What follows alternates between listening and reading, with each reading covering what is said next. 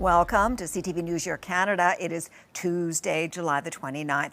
We'll bring you profiles of fascinating Canadians and stories about your community. Thanks for watching. Pam Lacusta is getting used to biking, but not because it's summer. Early in the spring, she was served with a failure to comply charge and lost driving privileges. Scariest day I've ever had in my whole life. On April 24th at 11:30 a.m., she was pulled over for speeding near 114th Avenue and Stony Trail Southeast. It was then she was asked to provide a breathalyzer sample. An earlier fall left her ribs injured, but she didn't think much of it until this. According to the officer's notes, she tried 30 times but was unsuccessful. I felt every time I was able to just get a good blow in or a good breath in, he would yank it out. The officer charged her with failure to comply under the Highway Traffic Act. Her license was suspended for 90 days while her vehicle was impounded at a cost of $1,600. Now, her insurance will no longer cover her and she needs a blower device added to her vehicle, and she has to take the Planning Ahead course from the Alberta Motor Association. Being treated like I'm a drunk driver. For Lacusta, that's what's especially humiliating. As a member of the Church of Jesus Christ of Latter-day Saints, she says she hasn't had an alcoholic drink in her life. Just hours after she was charged, she got allowed to conduct a urine test verifying she was sober. The Safe Roads Committee still upheld the charge. I do not wish this on anyone. By June, she went to a doctor and discovered 2 fractured ribs. By then, it was too late to fight the charge on a medical condition. That's why people need to seek legal advice immediately, according to one expert. The process is that you can have a hearing in which you can provide evidence of a reasonable excuse. She failed to do that. Lacusta did, but says the lawyer didn't recommend the medical exam. In response to the incident, the Ministry of Justice says there are instances where people have difficulty providing a breath sample, adding individuals who believe they are medically unable to provide a sample are encouraged to seek medical evaluation, particularly pulmonary function testing, that may help clarify their circumstances in any legal or administrative process that follows. Tyler Barrow, CTV News, Calgary. Playing outside is part of the daily program at Camp Kidstown in Kitchener, but a scorching summer day can sometimes call for a change of pace. If the weather's looking really hot, like a day like today, we will move some of our programming inside. Today, it was a camp-wide obstacle course. That was supposed to happen outside, but we decided to do it in the gym. Camp leaders say it's not the first time it's happened. We've had to come inside instead of being outside quite a few times, or try to lessen our time outside. When they do go outside, I do notice kids sitting out or sitting in the shade, taking a break, which is totally fine. I mean, us as counselors, we don't really want to be in the heat for too long, so I don't think kids would either. The campers have their water bottles on hand while the counselors check in regularly, making sure everyone's staying hydrated inside or out. Body breaks are really important. We prioritize open communication with the kids so that they feel comfortable in their spaces. The campers' safety is number one, and campers being young people,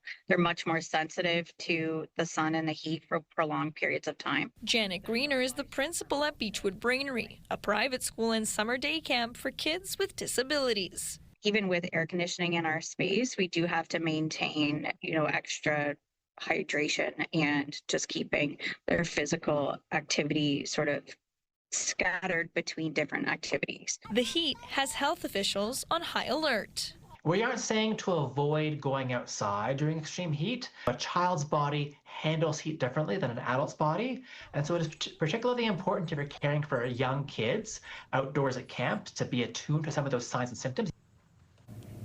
And it's expected there will be more hot days on the horizon. Health officials recommend parents and counselors watch for signs of heat stroke, especially in kids. Feeling hot and dehydrated, muscle cramps, nausea, and difficulty breathing are all things to look out for. And you can find a full list of symptoms and what to do on our website, ctvnewskitchener.ca. Bubblegum is my favorite. A windy, overcast day may not scream ice cream weather unless you're this trio. It is ice cream weather every day. They're not waiting for hot weather to enjoy a cool treat. It hasn't been sweltering hot like everywhere else, and it hasn't been super rainy. So I think we've got a very good summer. This ice cream shop worker says it's been a slower month.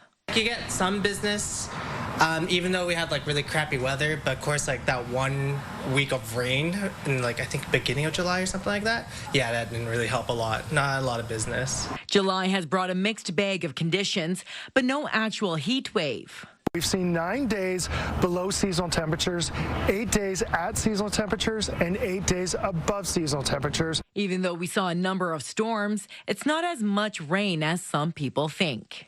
July so far has been actually a bit on the dry side. It's usually the rainiest month of the year, followed by June, and we're below seasonal rainfall numbers. Now, statistically, July's daytime high average is 23.5 degrees Celsius, meaning we are on par for this month.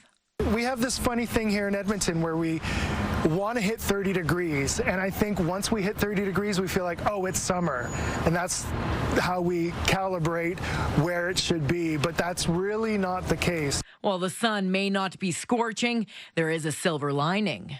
I'm quite happy with it because we don't have as much smoke as we did last year. Enjoying Edmonton's summers is important. You have to do what you have to do. You live in Edmonton and you have to put up with it. Whether it's rain, shine, or smoke. Naram Nisa, CTV News, Edmonton.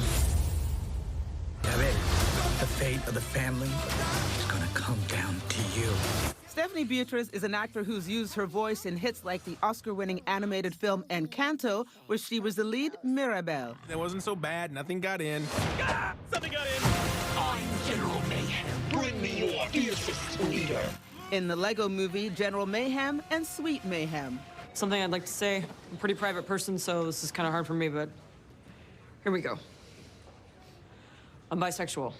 All right. I will now field 1 minute and 0 seconds of questions pertaining to this. Go. But fans first got to know her as the outspoken detective Rosa Diaz on television's long-running comedy Brooklyn Nine-Nine. There is a theme here, strong female characters. Prepare for battle in 10, 9. Now she's back on the small screen for the second season of the Paramount Plus TV show Twisted Metal. Twisted Metal is a post-apocalyptic world. She plays Quiet. When we meet Quiet, she's kind of an outlaw. She and her brother escaped from a really bad situation. Sadly, her brother ends up dead really early on, and Quiet's whole story for the first season is one of revenge. Welcome to Twisted Metal. Twisted Metal is a high-octane, violent action comedy, and the mother of one has literally thrown herself into the role. Your girlfriend was waking up at 4 a.m. to try to get her Peloton workout in so she didn't fall apart, okay? They're not easy. That show is not an easy show, and I hope it shows. I hope it shows in that, these characters are having a rough time of it. I mean, this is rough. It is surviving. They are trying to survive. As for the cars, which play a big role in the series, this is a wild time to be alive, and sometimes you just want to watch something that's really, really fun. And this show's fun. You can watch season 1 now. Season 2 of Twisted Metal debuts on July 31st. Andria Case, CTV News.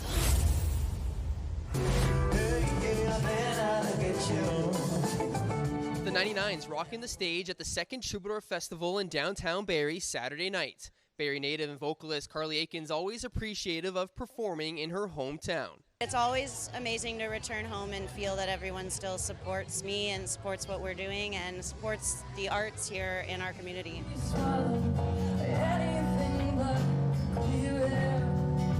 The local artist showcase setting the stage with the likes of Goofus, Sydney Riley, and Doreen. With the clouds opening up and the artists pouring their souls into the music. It's hard, man. Music's a tough thing to do, and I think you come out here and you give them a chance, and hopefully they have some records and we can buy them and support them in their cause. Well, live music, and we're really looking forward to seeing the 99s later. And we've been watching the radar. It's we knew it wasn't going to last long, and we came prepared. It was awesome to see everyone stick around until the very, very end. Yeah, it was amazing. So happy we did this. With Doreen warming up the crowd after the rain, it was the band's first time performing together in over 2 years. This is our first time playing as a duo pretty much, so that experience has definitely solidified our belief in our abilities as a duo, so I think we're definitely going to keep going. With the local music scene alive and well in downtown Barrie. The local acts are just, it's amazing to see. You don't realize the talent that you've got locally, and I think, this just provides an opportunity to showcase it and have the community come out and support it. With local acts inspired to keep going. So many local musicians came out just to see me, so there was a lot more talent than anyone even knew. So yeah, just keep on supporting local because there's really great things happening. The Troubadour has had many different iterations. This is a really great version of it because the community gets to participate for free, so that's wonderful, and I hope that it continues on for many years to come. Multi-Juno Award winner Hawksley Workman set to take the stage on August 16th at the Troubadour Festival Summer Concert Series, led by the local Artist Showcase. Open Air Dunlop will once again set the tone downtown, with the Eats on the Streets Festival also taking part. Luke Simard, CTV News, Barrie. It was once an iconic hotel. Careful of the rubbish. Now located in downtown Woodstock, the Oxford Hotel is getting a sweet new upgrade. We're expecting 5 commercial units on the main level, focused on business professional. On top of that, we're expecting 22 residential on the upper 2 floors with an additional 6 in the basement eventually, so 28 residential. The restoration project is aimed at providing affordable housing in the city's downtown core, while making sure the building's history never checks out. Oxford Hotel is hundreds of years old. It has been vacant for over 30 years. One of the best things we found was this wall behind me. So although it looks like log cabin within the wall, that's actually concrete structure. So the building was built by the O'Neill family, originally called the O'Neill House. They were Tip O'Neill's parents. So Tip O'Neill was the founder of Major League Baseball, and they specifically concreted up this wall behind us in the lobby of the old hotel for him to practice his curveball. With the city's population rapidly growing, Mayor Jerry Achone says this is a great opportunity to open the doors to everything downtown Woodstock has to offer. People living and working downtown has always been the goal. Having more affordable units for people to move into and live downtown is essentially what we've been after. Achone says the project comes at a good time for Woodstock, noting the city is in the middle of a $51 million streetscape project. Just finishing up first phase of streetscape, and this ties it in so well. Trying to intensify, do a lot more of what we have here in the city. Developers say they're expecting to have the commercial units occupied by the end of 2025 and people living in the former hotel by next summer. Lauren Stallone, CTV News.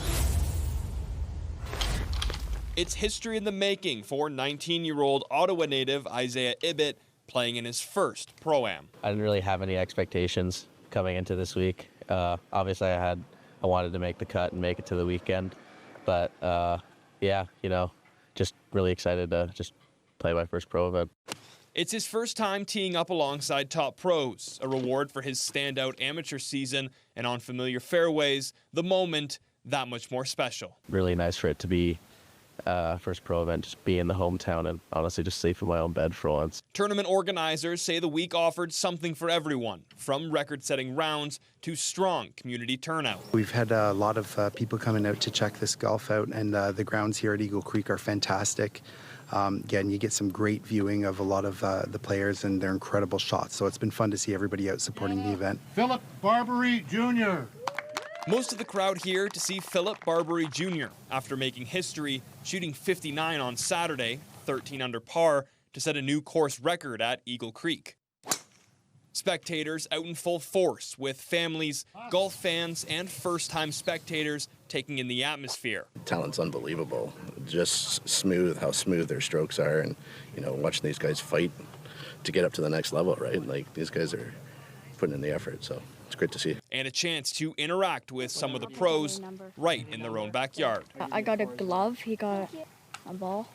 Yeah, they're really nice. While Ibetts didn't take the top score, his performance left a mark, and he says he hopes this is the start of something bigger. Shot 4 rounds of 69, so definitely felt different every day, but now it's just getting ready for Canadian Am. Starts tomorrow. So Josh Morano, CTV News.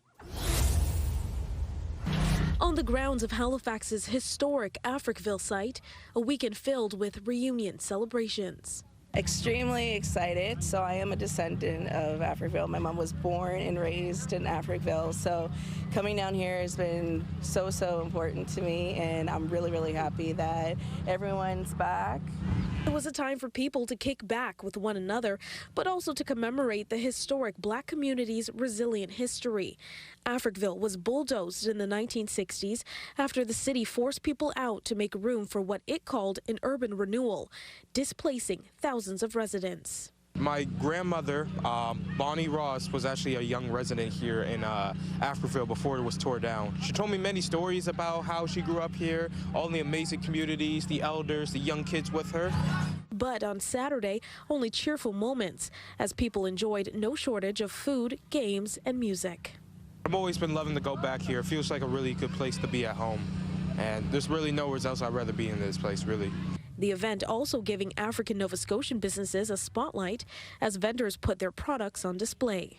It's hard for small businesses here in Nova Scotia, and then to be African Nova Scotian, I mean, it can be even more difficult. So being able to have that opportunity to network, showcase my work is really good.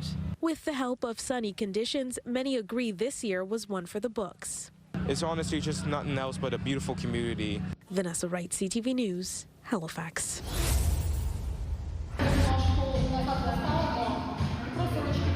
For Anastasia Kolakova, this dance studio is a dream come true. The Ukrainian refugee fled her war-torn country about 3 years ago. I came here, I had only $100, and I was like, oh my God, what I have to do? And I have son 3 years old. I tap dance in Ukraine for 11 years, and I was like, okay, maybe I can try to start to run dance classes. After arriving in Ottawa, Kolakova started offering dance classes, a safe space for other like-minded women. I was basically living on the mode of survival, to pay rent, to eat something, to work, to send money back to Ukraine to my family. And then I found this space, and it actually, it brought me back to life. After offering classes for months in other spaces, Kolakova opened this new studio in the Centertown neighborhood. It's called Lady Space. The class is meant to boost confidence. We usually wear high heels, but it's optional, of course. The most important goal is to come here and enjoy our body. People from all backgrounds come here for different reasons, like Nora Lacasse putting in work before a competition. To prep for my walk, as you know, in pageantry, you're walking in big heels, and it's very important you master that walk, but also to empower myself and my confidence. With classes held here nearly every day, Kolakova is hoping to expand her work to other cities like Toronto and Montreal. Natalie Van Roy, CTV News. A new movie theater in Weyburn is rising on the site of the old one. It's something that the community has missed. The community's youth really felt like they were missing out on the experience, and they started the initiative to push this to get it done. So since then, we formed the cooperative. We feel the cooperative model was the perfect way to do this for a community our size. The previous Sioux Theater closed in 2018. And the building was demolished. Weyburn formed a cooperative to raise the funds needed for a community-operated replacement. It will feature 2 screens to accommodate 80 patrons on each side. Naturally, the big challenges we've had is that as we're working on this, inflation is affecting us the same as everybody else. The costs rise as we chase those goalposts. Over half the $3 million fundraising goal has already been achieved through community and service club donations. The Weyburn Young Fellows have committed $250,000. We felt like the lack of a movie theater was very impacting for our youth and our local economy, not having that draw, not having that ability to attract professionals to come and work in the community because there's no movie theater for their kids to go to. The community hopes it can keep the final cost at $4.8 million. The fundraising goal will remain at $3 million. Anything above that will be financed through a loan. Wayne Mantica, CTV News, Weyburn.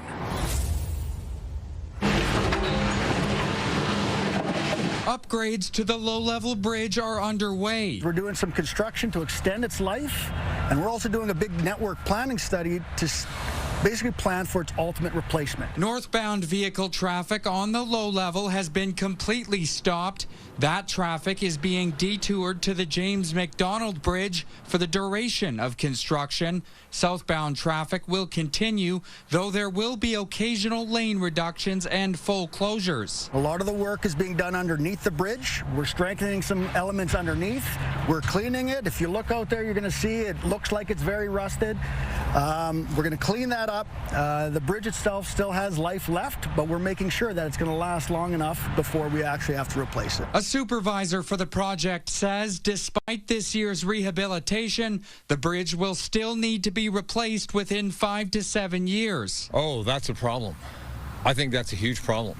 I don't think they can do without that bridge. Representatives from the Downtown Revitalization Coalition say the project will have a negative impact on businesses and schools downtown. The issue is not necessarily specific to bridge construction or maintenance. We know that that is necessary. The alarm that we have been raising since the beginning of the year is this is just one more route to our downtown that is blocked. With Valley Line LRT construction nowhere near completion, Cheryl Watson says this is just another blow to commuters. You can't have all of these different routes inaccessible all at the same time. So staggering construction projects of main infrastructure traffic routes that are going to impact downtown. You can spread them out. Construction on the Lowlevel Bridge is expected to be complete by the end of the year. Merrick Takash, CTV News, Edmonton. More than having a bad day, Leanne Wilkins was enduring a whole bunch of them. And I needed something to lift me up because I usually do gardens. But because she was dealing with a debilitating health issue that made gardening impossible, it was just dirt. Leanne was depressed. I was feeling down and out in Beverly Hills, as I call it. And so, it turns out, was her neighbor, Claude Gamoche. Well, we were both going through something like intense at the same time. The difference was, Claude could still do what brought him joy. I've been doing art all my life. Since he looked like this, and his opera-singing mom taught him this French song. I make pour la vie. To show me how to love, show me how to share. So, Claude suggested that he and Leanne share their creativity. You need to get up and go. Well, that's easier said than done when it comes to depression. There was that other D word. The D word is dull looking. They felt the hallways in their building were dull looking. There's nothing, there was not a piece of art in the whole building. So they approached all their neighbors and invited them to donate a meaningful picture. Before Leanne and Claude refurbished all sorts of thrift store frames and got permission to fill the hallways with more than 400 of them. The beauty of that is to know that you get to meet the people. After cultivating a sense of community inside, Leanne and Claude turned their attention to her garden plot outside. Make it a fairy garden, a fairy sanctuary garden. And transform the bare soil into a bountiful stage for countless characters and colors by asking one question. What can we share to help lift people up? Well, it not only inspired other tenants to get creative with their gardens, it prompted so many people passing to stop and smile that Leanne started collecting thank you notes and documenting dozens of interactions. The grandchildren have big smiles. I come out here when I feel down and out in Beverly Hills, and it makes my heart happy. Because if we can work to elevate others, they say, positivity is perennial. Adam Sawatsky, CTV News, Saanich.